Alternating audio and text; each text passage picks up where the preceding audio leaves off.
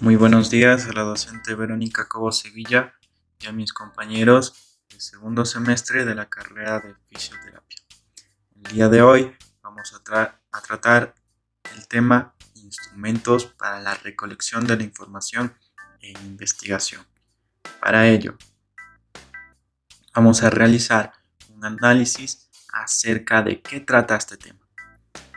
La metodología de la investigación es fundamental al momento de adquirir nuevos conocimientos, ya que por medio de la investigación nos permite recolectar información que pueda aumentar el nivel de conocimientos sobre un tema en particular, recalcando el nivel de confiabilidad y validez que permite al investigador tanto elaborar, definir y sintetizar el desarrollo investigativo. Cuando nos referimos a instrumentos para la recolección de información en investigación, hace referencia a la continuación del diseño metodológico, como un método, la cual sirve como herramienta para determinar la calidad de información, obviamente haciendo énfasis de la realidad.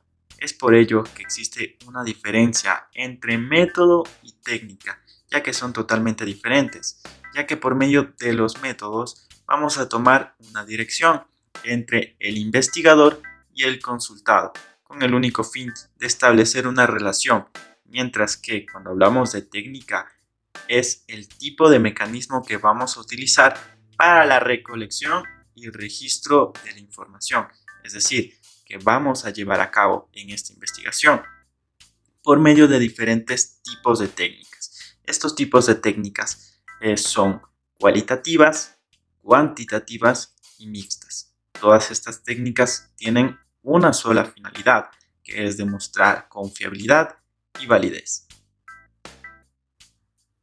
Valores cuantitativos. Es la obtención de información concreta con cifras, las mismas que se encuentran estructuradas y estadísticas, lo cual aportan un respaldo necesario para que se concluya la investigación. Al mismo tiempo, ayudan a analizar la evidencia empírica recopilada. Usando estos métodos, un investigador puede averiguar si su hipótesis está respaldada o no.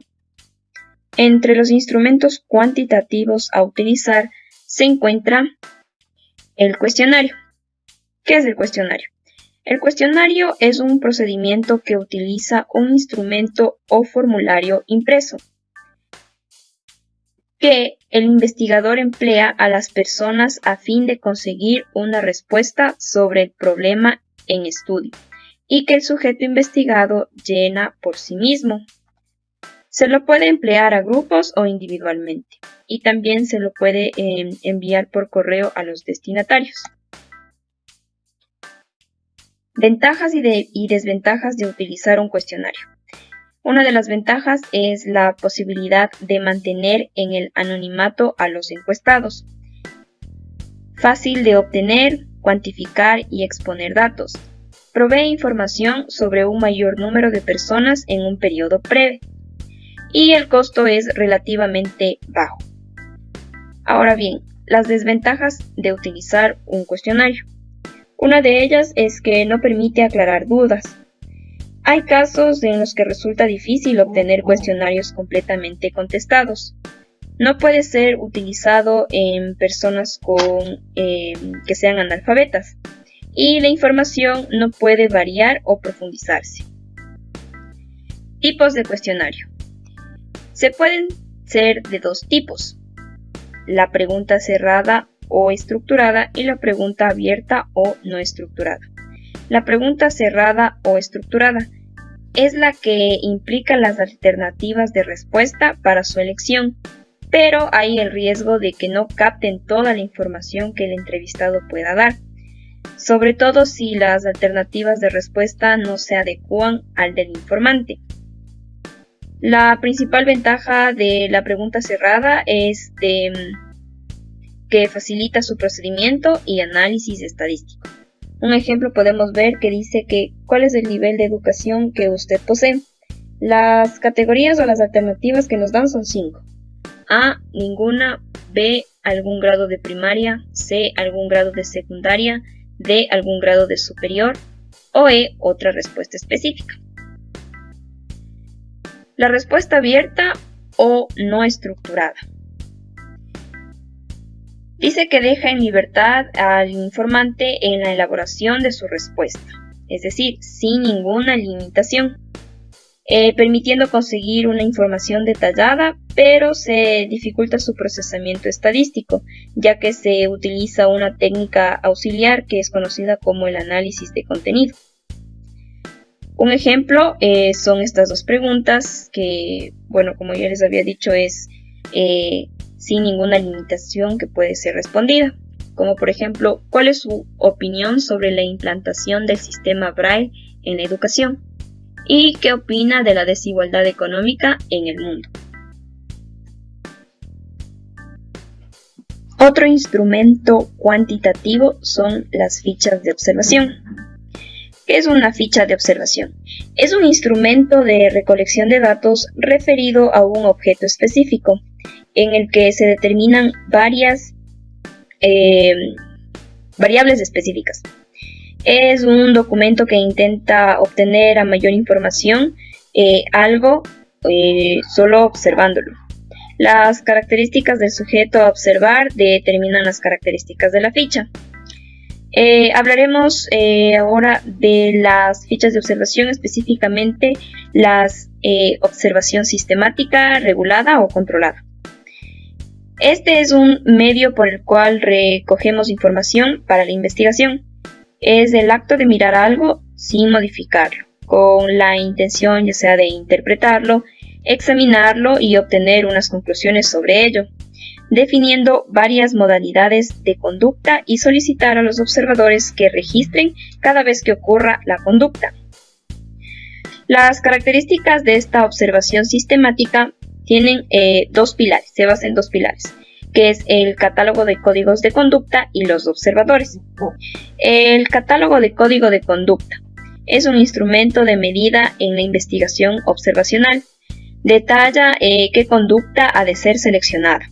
Es una tarea ardua en la que el investigador deberá dedicar mucho tiempo y se define previamente los tipos de conducta que se van a observar y que debemos exigir a los observadores que registren cada vez que suceda siguiendo un código correspondiente, o sea, tienen que seguir una regla. Los observadores deberán ser entrenados para que todos obtengan un protocolo similar para que la observación de la conducta sea precisa. También dice que tienen que definir qué es lo más importante y hallar la forma de la medida y establecer la frialdad de sus instrumentos de medida. Dentro de los observadores, para que la información obtenida sea comprobable y que tenga garantías de cientificidad, la observación sistemática debe ser intencionada, planificada, estructurada y registrada. Intencionada. Definir muy bien qué se necesita saber en la investigación. Planificada. La recogida de datos debe ser planteada previamente respondiendo a la especificidad de los datos necesarios. Estructurada. Concretar las posibles manifestaciones externas y poder registrarlas por el observador. Objetiva. Al buscar conductas externas y directamente observables por cualquier observador, provocamos que sea objetiva. Y registrada, que es el anotar durante el proceso de observación las manifestaciones externas que el investigador ha identificado según, el marco teórico que expresa mejor un fenómeno determinado. Veamos un ejemplo. Dice, en la observación sistemática, el observador define previamente los propósitos a observar. Por ejemplo, decide que observará a un alumno para conocer las estrategias que utiliza o las respuestas que da ante una situación determinada. Otro aspecto puede ser observar las actitudes de los alumnos ante diferentes formas de organización en el aula. Si se organizan bien, cómo llevan sus apuntes, etc. o con el uso de los materiales educativos, es decir, en una clase.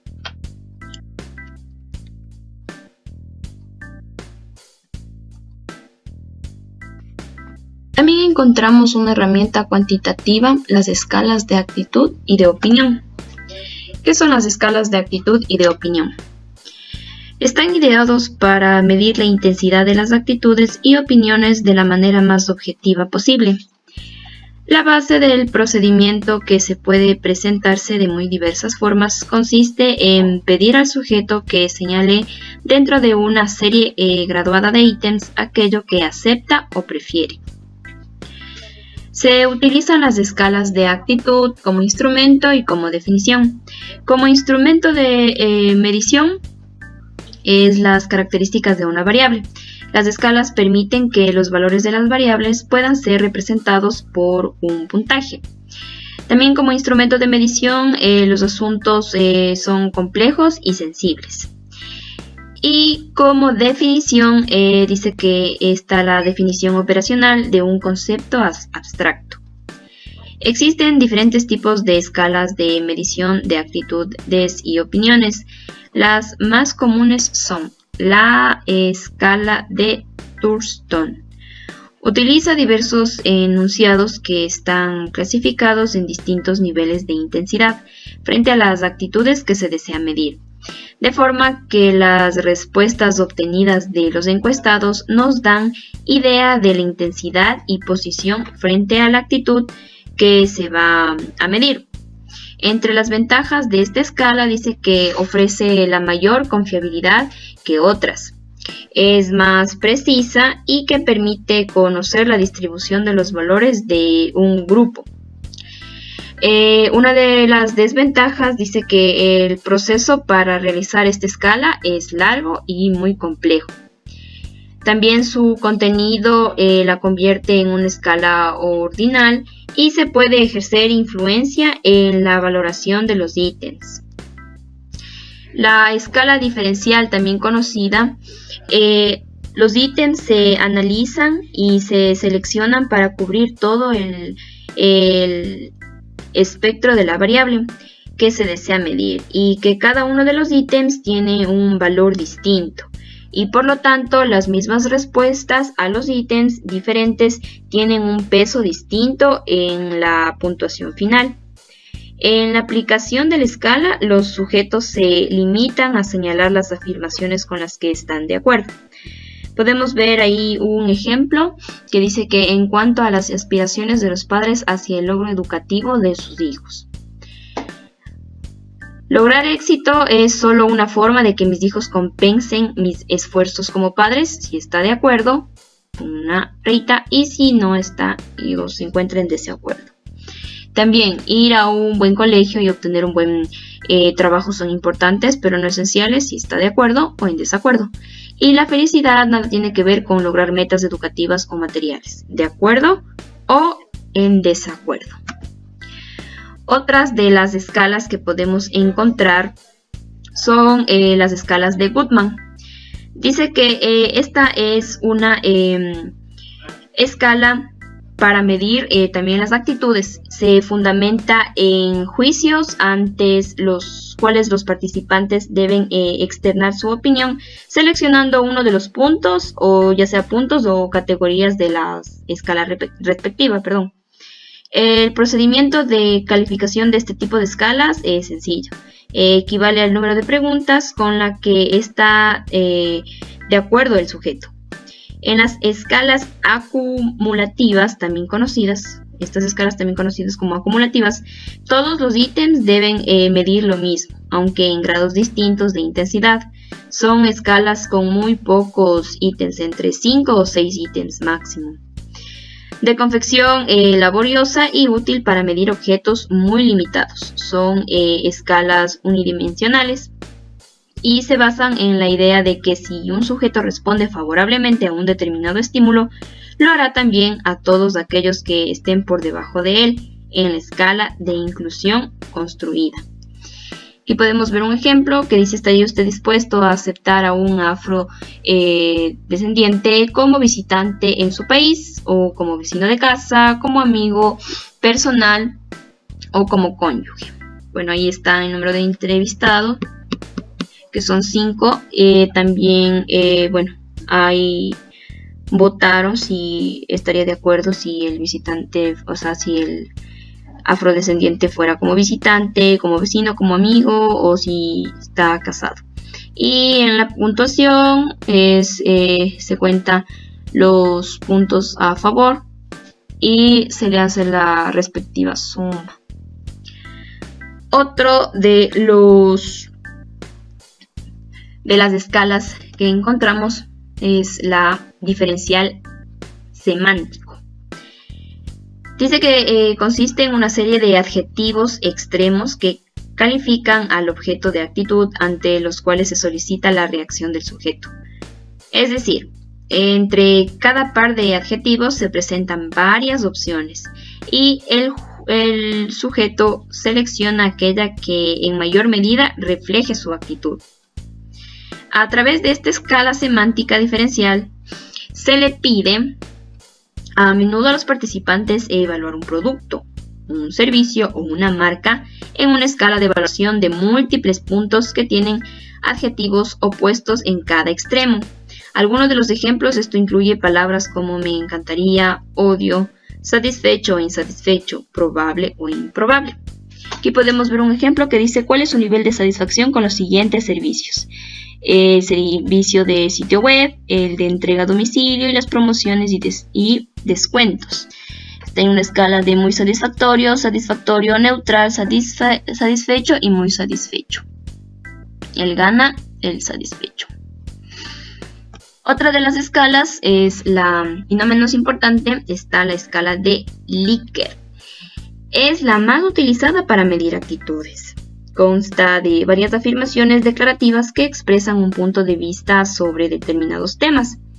Se pide al entrevistado que indique en qué grado está de acuerdo con la opción que se expresa. Las preguntas de este tipo ofrecen una gama de opciones de respuesta para que los encuestados puedan elegir. Con el paso de los años, esta pregunta ha evolucionado para convertirse en la favorita entre los encuestadores, ya que gracias a una pregunta Likert obtienen opciones, impresiones y enfoques precisos de los encuestados. Aquí podemos ver un ejemplo que dice que en relación con el último profesor que te ha dado clases, ¿en qué medida estás de acuerdo con las siguientes afirmaciones? Por favor, marca solo una casilla en cada línea. A. Mi profesor nos avisa de que tenemos que trabajar duro. B. Mi profesor nos proporciona ayuda extra cuando es necesario. C. Mi profesor ayuda a los alumnos con su aprendizaje. Y D. Mi profesor da a los alumnos la oportunidad de expresar sus opiniones. Las alternativas están de muy de acuerdo, en desacuerdo y muy en desacuerdo.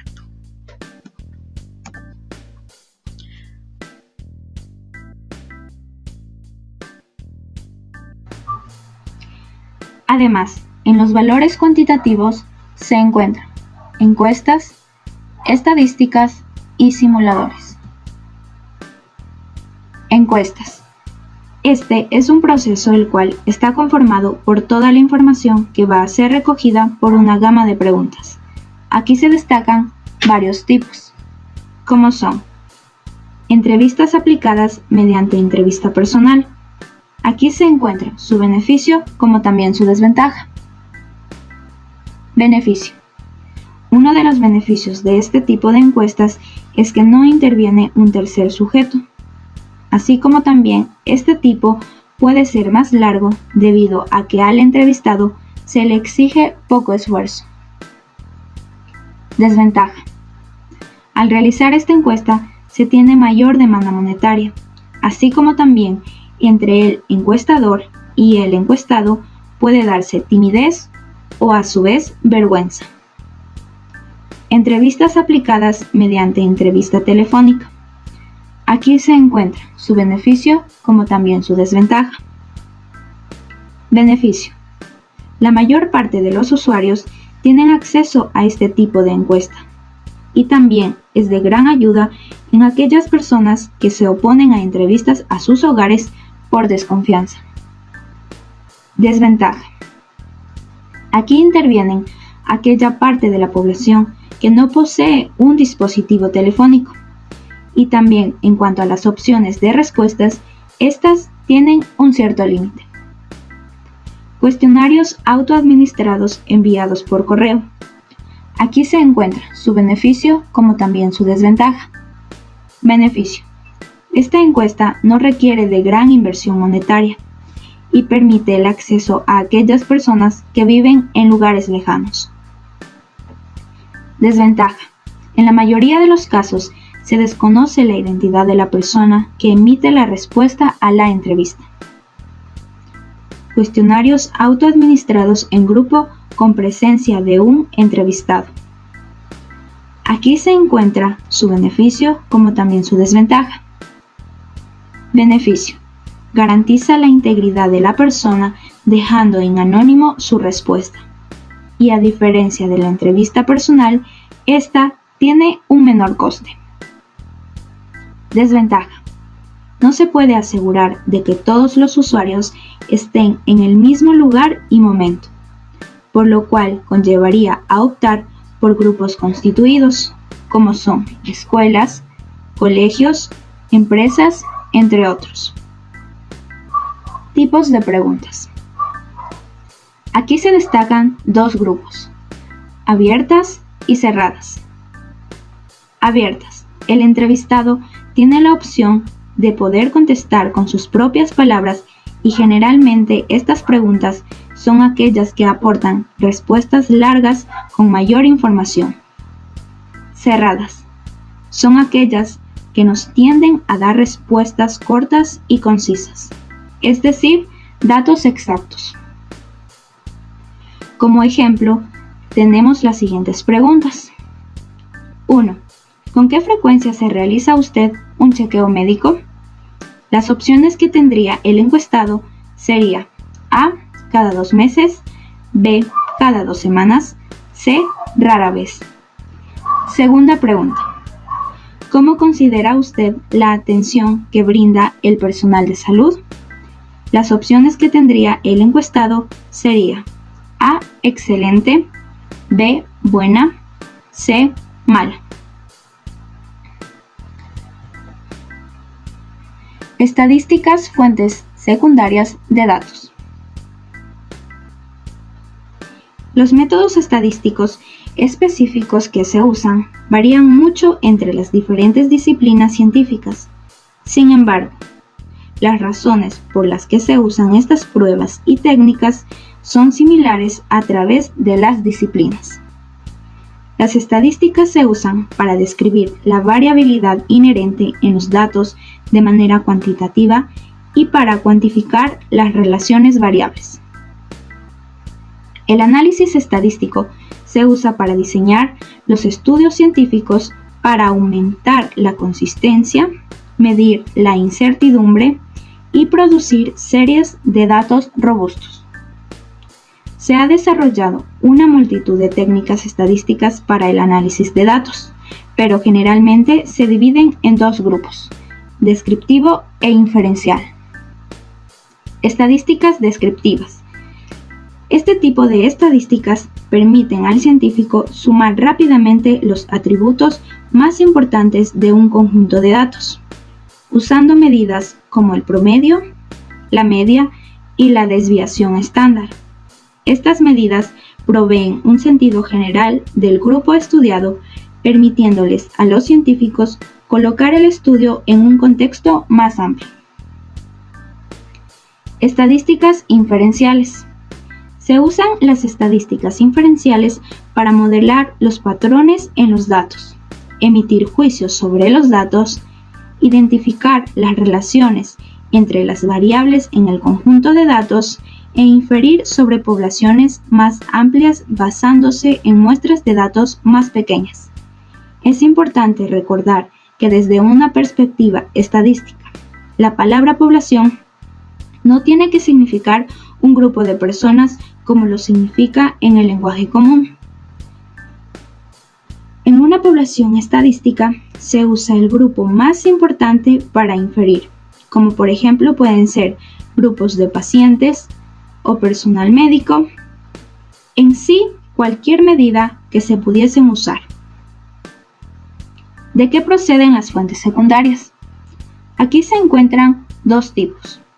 Fuentes oficiales, cuando la información es proporcionada por una entidad estatal. Y fuentes privadas, cuando la información es proporcionada por personas o entidades no estatales. ¿Bajo qué preguntas deben ser analizadas las fuentes secundarias? Aquí se encuentran 4 preguntas. 1. ¿Es pertinente?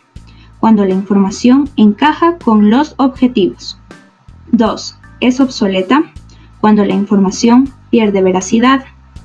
3. ¿Es fidedigna? Cuando la información no es discutida. Y 4. ¿Es confiable? Cuando la información ha sido obtenida de manera honesta. Como ejemplo tenemos, el día de hoy 5 pacientes han llegado al centro terapéutico, los cuales presentan dolores en los manguitos rotadores, por lo cual presentan niveles de dolor de 2, 3, 4 y 3 simultáneamente. Para ello debemos sacar la media, que es la suma de los datos dividida entre el número total de datos. En este caso serían 2 más 3 más 4 y más 3, lo cual da como resultado 16 quintos, sacando la media de 3,2, mientras que para obtener la mediana se debe ordenar los valores de menor a mayor, y el que se encuentra en el centro es la mediana. En este caso es el número 3. En el caso de haber 2 valores en el centro, se suman y se dividen para 2. Simuladores. La simulación es un mecanismo cuantitativo, el cual describe la manera de emplear un modelo similar para después seguirlo de varios experimentos tomados como ensayos, los cuales ayudarán a saber la manera en que se desarrollará el mecanismo con el tiempo. Un simulador consiste en ver el comportamiento ante los cambios que se dan por causa de un proceso real. Dichos cambios se le realiza a nuestro ensayo y así tendremos una visión de cómo sería el comportamiento sobre ellos. Los valores cualitativos. La investigación cualitativa es conocida también con el nombre de metodología cualitativa. Es una técnica descriptiva de recopilación de datos que se va a utilizar para descubrir detalles que nos van a ayudar a explicar el comportamiento. También transmite la riqueza de los pensamientos y experiencias de las personas. En resumen, la investigación cualitativa nos va a ayudar a comprender el porqué, cómo o de qué manera se va a dar una determinada acción o comportamiento. En los instrumentos cualitativos encontramos algunos ejemplos como los grupos focales, las rúbricas y la guía de análisis de documentos. Los grupos focales. La incorporación de la técnica del grupo focal a la investigación y evaluación en salud es relativamente reciente. El grupo focal es una conversación cuidadosamente planteada, diseñada para obtener información de un área definida de interés en un ambiente permisivo y no directo. Los foros y las asambleas no van a formar parte de los grupos focales. En los grupos focales existen 4 usos básicos, como es la identificación de problemas, el planteamiento, la implementación y el monitoreo. En la identificación de problemas, los grupos de enfoque no son muy útiles en cuanto a las exploraciones iniciales. Aunque los miembros del grupo no conozcan muy bien sobre el tema de discusión, esta se puede llevar a cabo. Cuando se hace un hincapié en investigar los problemas, las conversaciones van a ser desestructuradas y abiertas. El planteamiento. El tema principal es controlar la mejor forma de obtener un conjunto de metas. El estudio del planteamiento la mayoría de veces va a ser una continuación de la identificación del problema, pero teniendo en cuenta que ahora los investigadores ya tienen al alcance el conjunto de metas. permitiendo a los investigadores trabajar de manera más estructurada. Asimismo, los participantes van a poder exponer los problemas potenciales que se pueden dar al momento de conseguir las metas. La implementación. Los grupos focales van a expresar la necesidad de tener información cualitativa que contribuya con profundidad y argumento. Los debates que se dan en el grupo focal pueden ayudar en las perspectivas de los planes y a saber si están bien encaminados. El monitoreo. En el monitoreo se va a buscar comprender qué ha ocurrido en el proyecto. Cuando el proyecto se encuentre completo en sus extensiones centrales, se da un proceso de monitoreo cualitativo, el cual nos va a ayudar a explicar lo que sucedió, sin importar si el proyecto fue un éxito o no, ya que este seguimiento nos va a colaborar para que la próxima el resultado sea mejor. El grupo focal comparte ventajas y limitaciones. Entre las ventajas tenemos la interacción en grupo, va a estimular la generación de ideas creativas y la espontaneidad. Va a ser útil para temas complejos sobre los cuales se dispone de poca información. Ofrece flexibilidad para explorar nuevos aspectos y dimensiones de un problema. Se obtiene información de varias personas a la vez. Ofrece información de alta validez y subjetiva. Es relativamente rápida y menos costosa que otras técnicas. La información de los grupos focales puede ayudar a construir un cuestionario utilizando las palabras y categorías propias de la población a la que va a ir dirigida, a elaborar las dimensiones para medir un determinado concepto, a la generación de nuevas hipótesis de estudio y al desarrollo de los procedimientos. Una rúbrica es un modelo de evaluación alternativo al modelo tradicional, ya que describe los rasgos y las cualidades de una actividad en distintos niveles de ejecución, especificando los aspectos que se quieren evaluar y los posibles grados de logro. Las rúbricas además animan a la interacción entre profesores y alumnos y ayudan a entender los mecanismos del aprendizaje. En las rúbricas encontramos 3 características básicas, que es un criterio de evaluación, una escala de valoración y una estrategia de calificación. Los criterios de evaluación son los aspectos más críticos de la rúbrica y tienen por objetivo definir los elementos en los que se basarían la evaluación del aprendizaje y así poder suministrar al alumno las facetas básicas de la tarea a determinar por el profesorado. La escala de valoración explica las diferentes formas de la actividad de evaluación que debe llevar a cabo el alumno de manera incremental. De esta manera se definen varios estándares de éxito de la operación para cada uno de los parámetros de evaluación. La estrategia de calificación puede ser una rúbrica holística o una rúbrica analítica. En la estrategia de rúbrica holística, el evaluador emplea todas las normas de evaluación y proporciona al final una decisión global especial de tipo cualitativo. Se hace una estimación del conjunto de la tarea utilizando unos pocos descriptores que se refieren a los niveles globales. En la estrategia de la rúbrica analítica, cada uno de los parámetros se analiza en la técnica analítica según la escala de peso y evaluación. Se basa en actividades de aprendizaje más realistas y requiere un diseño más complejo. Se usan cuando se quiere evaluar los diferentes procesos, etapas, elementos, componentes que constituyen el proceso. La rúbrica debe utilizarse para actividades visibles, como en simulaciones, en procedimientos de laboratorio, en exposiciones, o también para la revisión de obras, proyectos, monografías, ensayos. Es imposible realizar este tipo de textos sin que se produzcan cuantificaciones que bien podrían pervertir el sentido de la rúbrica. En la rúbrica encontramos elementos o sus componentes.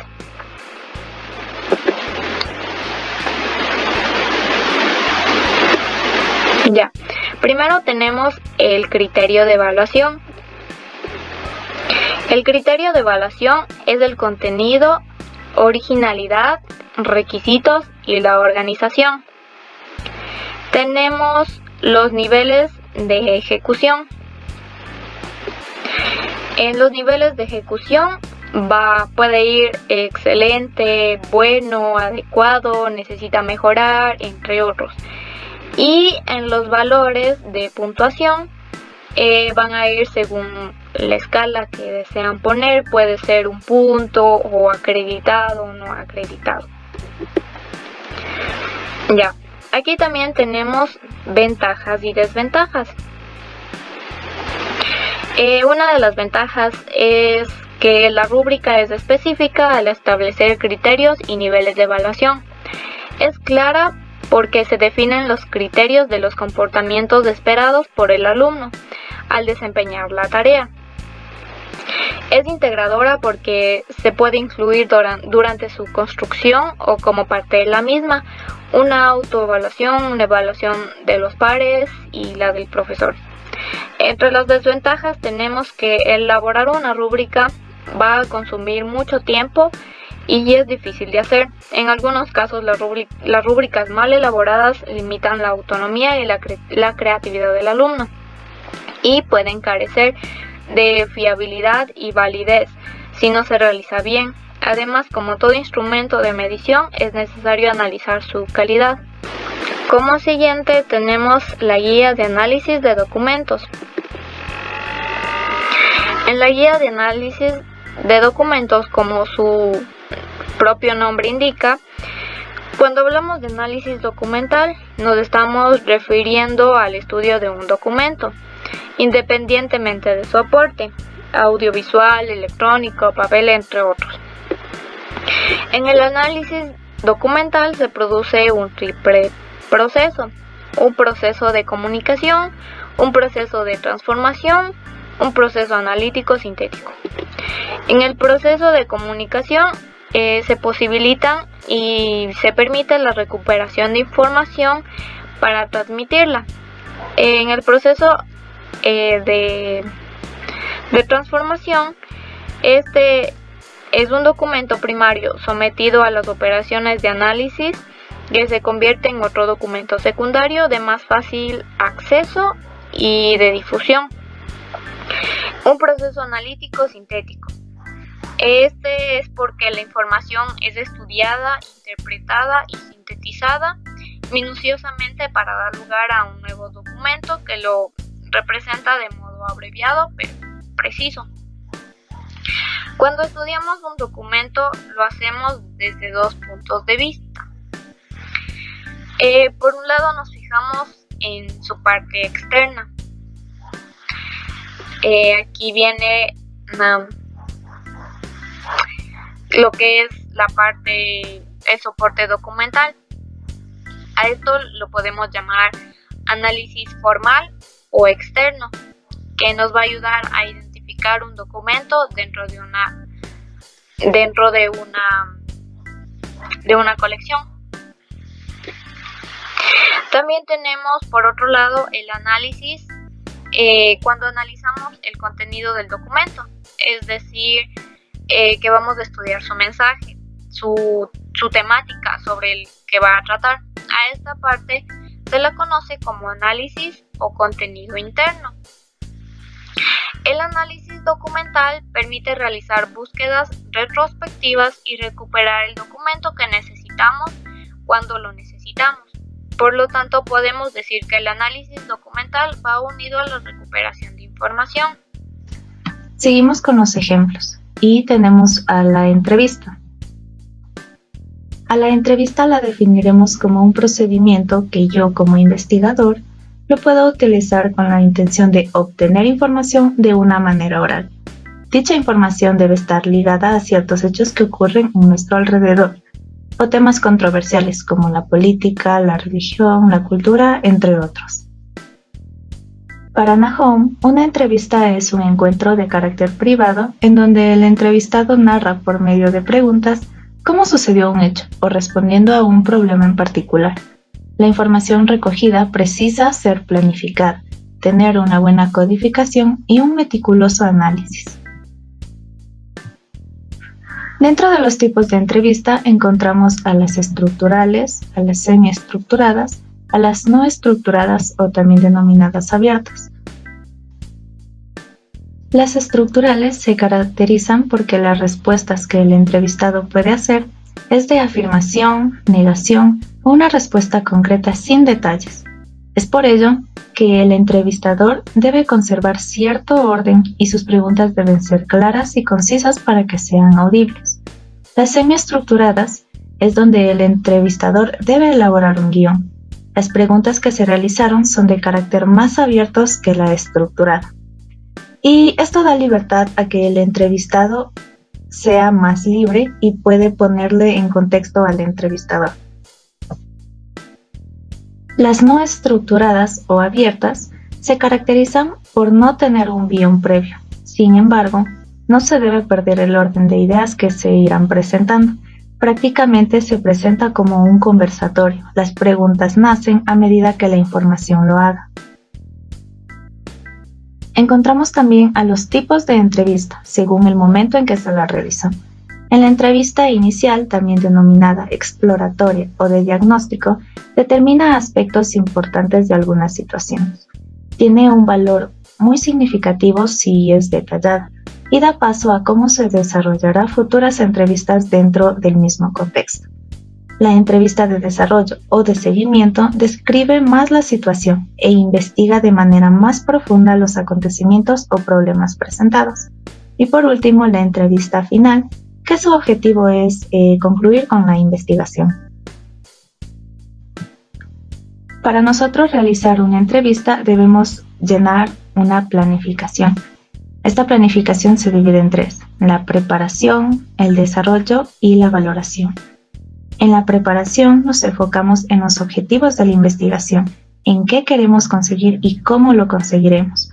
Seguimos con la identificación de la persona a la que vamos a entrevistar. Debemos investigar su perfil personal, ya que de aquí se verificarán todos los documentos que éste nos proporciona. Y por último, la formulación de las preguntas, que deben estar correctamente escritas, sin ambigüedades, sin doble sentido, evitando así convenientes. En el desarrollo, el entrevistador tiene la tarea de crear una atmósfera profesional, pero también debe sembrar una familiaridad y confianza, para que el diálogo se desarrolle de una mejor manera. Otra característica del entrevistador es que debe tener una actitud abierta hacia los diferentes puntos de vista de la situación y debe fomentar la comunicación. Solo de esta manera la información recogida será de gran utilidad para la investigación. Debe llevar a ejecución las preguntas del siguiente nivel. Las preguntas deben tener cierto orden de ideas y podemos definirlas en dos: el esquema de árbol, donde las preguntas despliegan de un tema en particular, y el río de canales, en donde las preguntas tienen cierto paralelismo para evitarse que exista un choque entre sus respuestas. Y la valoración. En esta etapa encontramos una autoentrevista para el entrevistador. En ella se cuestiona sobre la planificación de todo su trabajo, la calidad y secuencia de las preguntas, tiempo de duración y tipo de registro que ha utilizado. Y por último tenemos a los tipos de preguntas. Las preguntas principales, o también denominadas esenciales, exploran más lo que es el tema principal de la entrevista. Las preguntas exploratorias o de prueba buscan explicar más a profundidad la situación, llegan a detalles de la situación o del problema. Se pide al entrevistado que dé su versión final. Y las preguntas de seguimiento. Aquí nos centramos en detallar las preguntas que tienen relación entre sí, es decir, nos adaptamos más a las preguntas que se derivan de los subtemas.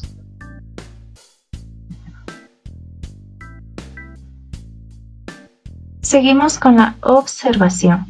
La observación la realizamos con el fin de entender el porqué y cómo de un comportamiento o vivencias de una persona en su vida diaria.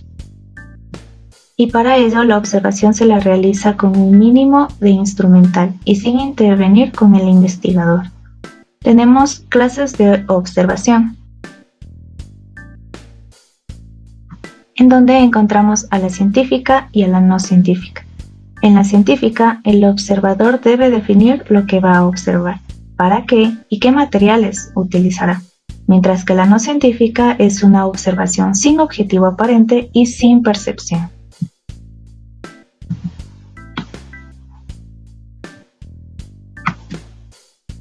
Pasos para una observación. Los pasos que son claves para una investigación son determinar un objetivo a ser observado, analizar el por qué vamos a observar a dicho objeto, elegimos la manera en que lo vamos a registrar. La observación debe ser cuidadosa y críticamente. Los datos registrados deben ser analizados e interpretados para evitar malentendidos y errores en la investigación. Y por último tenemos el detalle del informe.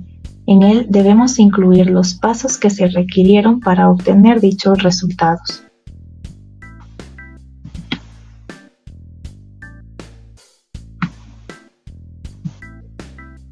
La observación principiante es una de las más interactivas. Al momento de recoger la información, dependemos del observador para tener percepciones de la realidad que será puesta a estudio. Puntos cruciales dentro de la observación participante es la entrada en el campo y negociación y un lenguaje adecuado y oportuno.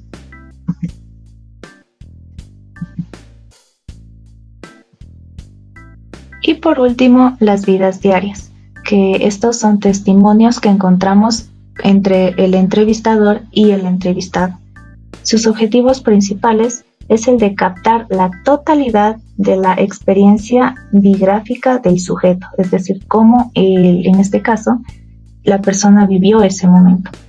Otro objetivo también es explicar la situación e historia sin intermedios, es decir, la historia propia de la persona que vivió dicho acontecimiento.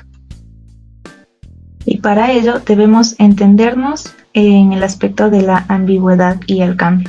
Acogemos todo tipo de dudas y opiniones que se puede obtener.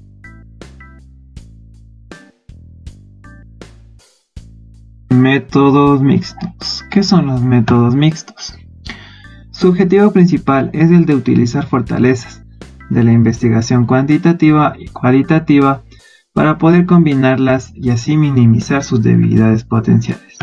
Esto mediante un proceso de investigación que tiene 3 ítems importantes. En sí, el método mixto, su naturaleza, fundamentos, ventajas y retos. La toma de decisiones sobre instrumentos empleados para recolectar datos cualitativos y cuantitativos. Sus prioridades y ver de qué manera vamos a transformar o combinar dichos métodos. El conjunto de procesos empíricos, sistemáticos y críticos que son empleados en una investigación para analizar un estudio. Los métodos mixtos implican una recolección, análisis e integración de datos cuantitativos y cualitativos, los mismos que generan una meta-inferencia mixta, una inferencia cualitativa y cuantitativa, que están basados en diseños, los cuales son concurrentes, secuenciales, de conversión e integración. Los métodos mixtos tienen ventajas, las cuales dotan al investigador una perspectiva más amplia y profunda, mayor solidez y una mejor exploración y explotación de los datos. Instrumentos de los métodos mixtos. El diseño exploratorio secuencial se divide en derivativa y comparativa. La derivativa no es más que la recolección y análisis de datos cuantitativos, los cuales fueron elaborados en base a los resultados obtenidos de los datos cualitativos, en donde utilizamos textos, los cuales son medios utilizados en medida que el investigador vea que es necesario elaborar instrumentos estandarizados debido a un déficit en lo que a herramientas disponibles se refiere. La comparativa. Al ya obtener datos específicos de ambas etapas, los mismos son comparados e integrados, con el fin de elaborar un reporte de estudio. En esta modalidad debe ser prioritario lo cualitativo. ¿Cuál? Cuando el investigador requiere datos cuantitativos e intenta que las posibles variables no se dispersen, para poder enfocarlas utilizamos QUAN. A continuación les voy a hablar sobre el diseño transformativo secuencial o DITRAS. Es importante otorgar la misma importancia a los resultados obtenidos en la etapa cuantitativa y cualitativa. El DITRAS tiene como objetivo ayudar en la perspectiva teórica del investigador. Para esto es importante tener en cuenta opiniones de los grupos y participantes que fueron evaluados en las etapas anteriores. Este diseño fue creado con la finalidad de reunir y emplear estos métodos para así tener una mejor perspectiva teórica que se basa en distintas bases para poder entender dicho fenómeno. Entonces, los investigadores emplean marcos de referencia transformativo y métodos cualitativos.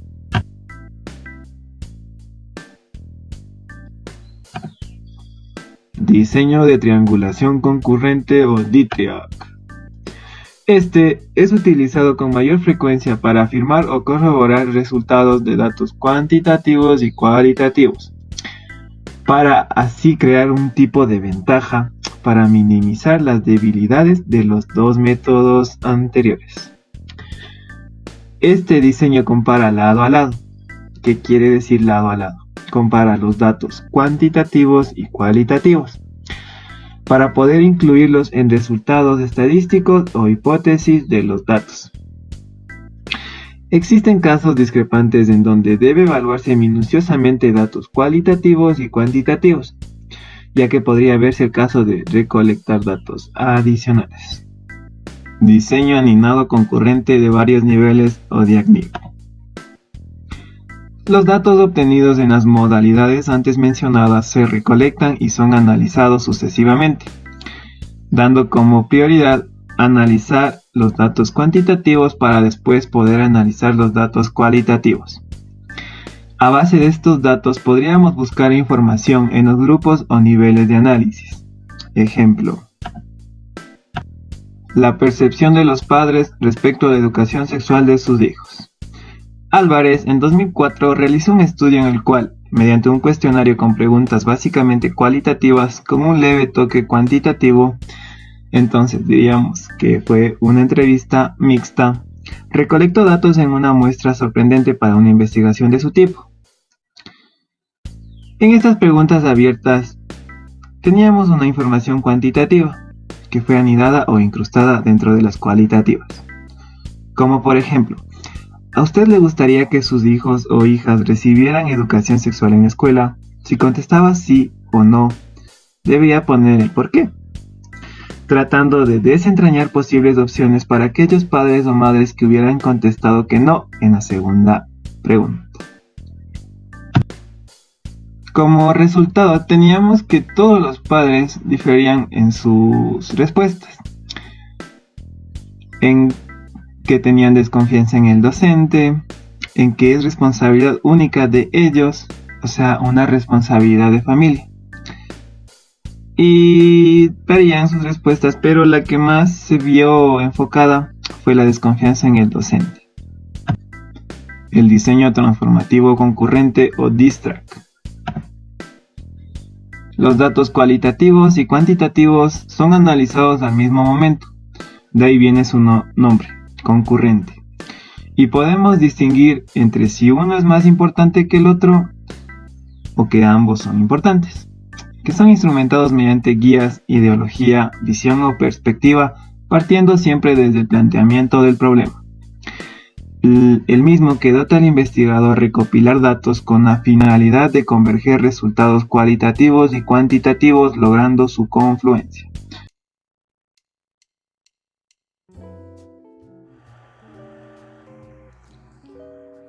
Artículo científico. El tema que hemos tratado tanto en el informe para el video es acerca de la utilidad y satisfacción de las usuarias con la inmersión del agua durante el proceso del parto. Para ello, tenemos como objetivo conocer los motivos de la mujer para el uso de la hidroterapia en el parto, cuál es su satisfacción y la utilidad que concede a dicha terapia. El método es el estudio observacional analítico que fue realizado en el año 2014 en el Hospital San Juan de la Cruz sobre las mujeres que utilizan la inmersión del agua durante el parto. Introducción. El embarazo y el parto son uno de los acontecimientos más importantes en la vida de la mujer, tanto para las circunstancias emocionales asociadas como por las consecuencias que tanto para ella y el recién nacido se podrían derivar. Por ello, y basándose obviamente en la evidencia científica, desde la Organización Mundial de la Salud se fomenta un modelo de atención de parto por medio de esta terapia. Este es un nuevo contexto asistencial. Algunas de las prácticas clínicas que se pretenden implementar es el uso de la inmersión del agua durante el parto. Prueba de ello es la dotación de los recursos necesarios que se está realizando por parte de la administración sanitaria, obviamente para poder llevarlo a cabo. Para ello se realizaron diferentes estudios que demuestran el uso beneficioso de la inmersión del agua durante el parto, tanto para la madre como para el recién nacido.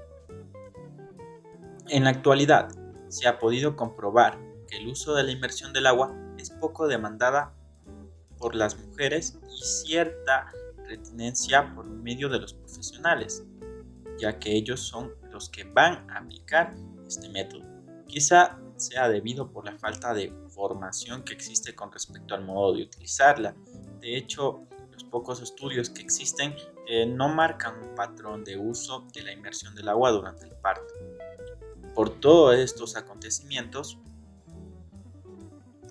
y con el fin de realizar una adecuada promoción y realizar un correcto uso de la inmersión en el agua durante el proceso de parto, se propuso el objetivo de conocer cuáles son los motivos que se argumentaba la mujer para el uso de la hidroterapia en el agua, así como el grado de satisfacción y la utilidad que conceden a dicha terapia las usuarias en el proceso del parto.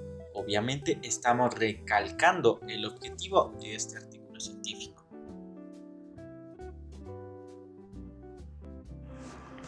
Método. Se realizó un estudio observacional analítico prospectivo durante el primer semestre del año 2014 en el área sanitaria del Hospital San Juan de la Cruz de Úbeda. Este hospital se encuentra ubicada en la zona noreste de la provincia de Jaén. En este centro hay uno de 100 nacimientos anuales aproximadamente. La población de referencia fueron mujeres que su parto fue atendido en el hospital y que se cumpliera los siguientes criterios de inclusión. Obviamente, ser mayor de 18 años, primípara, gestación única, feto en presentación cefálica. Mujer que utiliza la hidroterapia durante el proceso de parto durante al menos 30 minutos. Inicio del parto espontáneo y en fase activa de parto. Embarazo entre la semana 37 y 42 de gestación. Embarazo sin factores de riesgo, sin antecedentes de patología grave que requiera algún tratamiento o ingreso del recién nacido del parto. Todo esto se fijó como criterio de exclusión de barrera idiomática. El estudio fue aprobado por el Comité de Ética del Centro y se pidió consentimiento informado. Para la estimulación del tamaño de muestra, se tuvo en cuenta que el número de partos en este centro es de aproximadamente 1.100 al año. En efecto, principal del estudio fue la evaluación de la capacidad analgésica de la hidroterapia en el proceso del parto. Obviamente, basándose en el estudio piloto, se había realizado previamente para comprobar la validez del cuestionario que se había elaborado y para conseguir una potencia, para detectar diferencias entre el contraste de la hipótesis nula mediante una prueba para las muestras relacionadas. En vista al tamaño muestral calculado y con la intención de captar el mayor número de sujetos posibles, se decidió extender la recogida de datos durante todo el primer semestre del año 2014 para dar más fiabilidad al estudio. Las variables que se utilizaron recogían información sobre el uso de la hidroterapia, motivos por los que la mujer utiliza la inmersión en el agua, tiempo que permanece en el agua, grado de satisfacción de la hidroterapia, escala Likert 5 niveles, utilidad y beneficio que concede a la mujer a la hidroterapia en el parto, escala Likert 5 niveles y recomendación a terceros del uso de la hidroterapia. Datos en el cual se analizó el nivel de ansiedad de la mujer que utiliza la hidroterapia. Esto puede ser bajo, medio o elevado. Los datos se recogieron a través de un cuestionario de elaboración propia.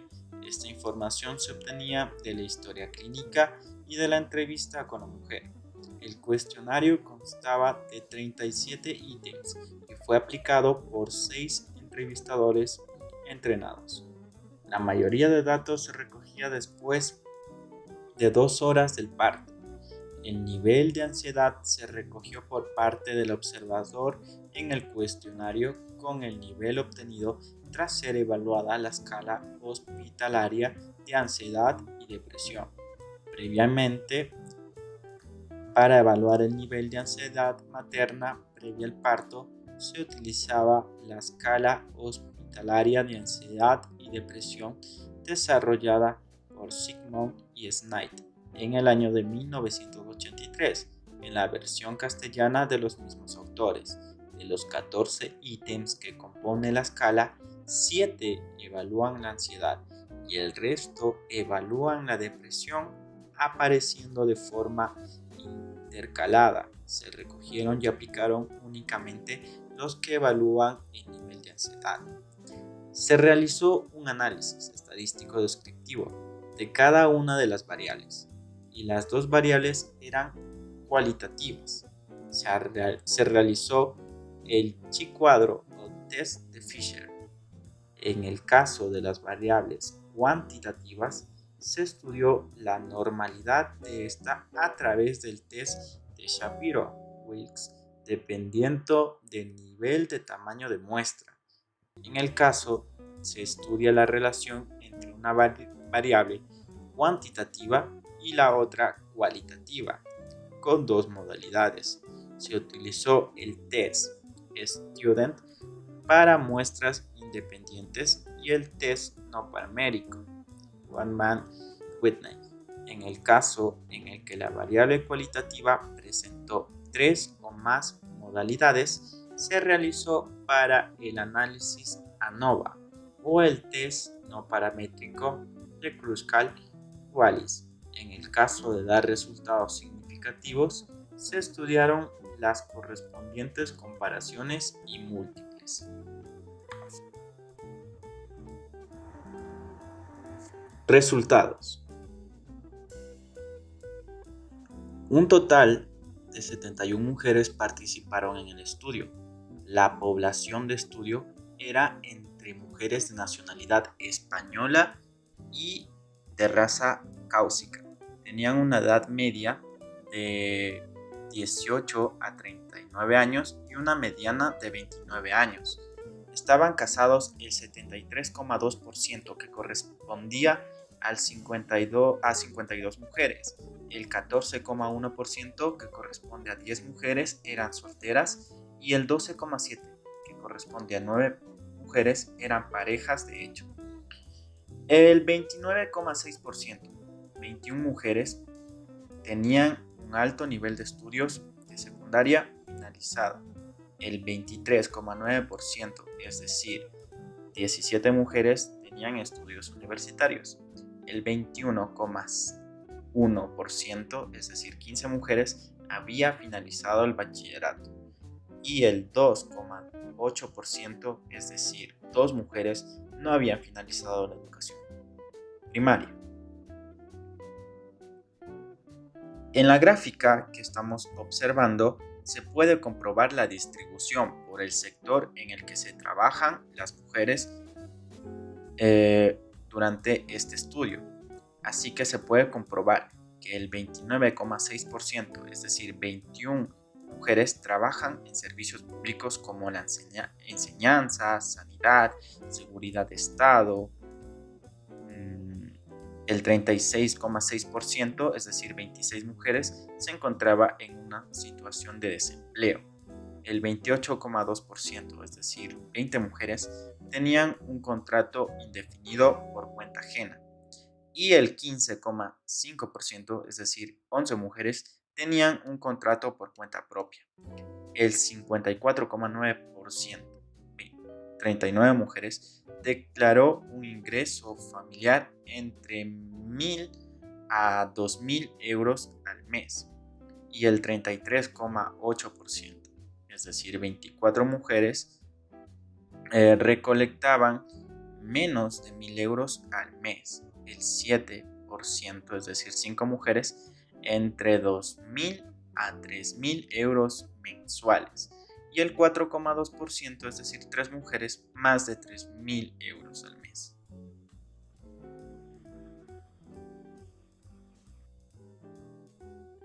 El 77,5% de las mujeres que se presentó en este estudio, es decir, 55 mujeres, conocía el uso de la hidroterapia en el proceso del parto.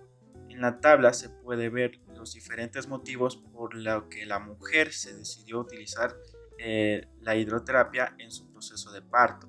No se encontró diferencias significativas entre los motivos que argumentaba la mujer para utilizar la bañera con respecto a la edad de la mujer, el estado civil, el nivel de estudios o el nivel de ingresos mensuales. La mujer permaneció inmersa en el agua durante un tiempo de 30 a 290 minutos y una mediana entre 60.000 minutos. Al inicio de la hidroterapia, la mujer tenía una dilatación cervical medial entre 2 a 8 centímetros y una mediana de 4 centímetros. No existen diferencias significativas en el tiempo que la mujer permanece en el agua según su edad, estado civil, nivel de estudios, en el cual el 1,14%, es decir, una mujer, presentó un efecto indeseado durante la utilización de la hidroterapia en el proceso del parto. Hipotensión leve. No hubo incidencia de indicadores de morbilidad ni mortalidad materna o neonatal. El 60,6%, es decir, 43 mujeres, tenía un nivel de ansiedad bajo frente al 18,3%, que corresponde a 13 mujeres, que era el medio, y el 14,1%, que corresponde a 10 mujeres, tenía un nivel de ansiedad alto. No existen diferencias entre estadísticas según el nivel de ansiedad de la mujer y su estado civil, nivel de estudios y nivel de ingresos mensuales. Otro dato, el 73,2%, es decir, 52 mujeres, estaban muy satisfechas o bastante con el uso de la hidroterapia en el proceso del parto. El 18,3%, es decir, 13 mujeres, estaba satisfecha y el 7%, es decir, 5 mujeres poco satisfechas al momento de aplicar la hidroterapia en el parto.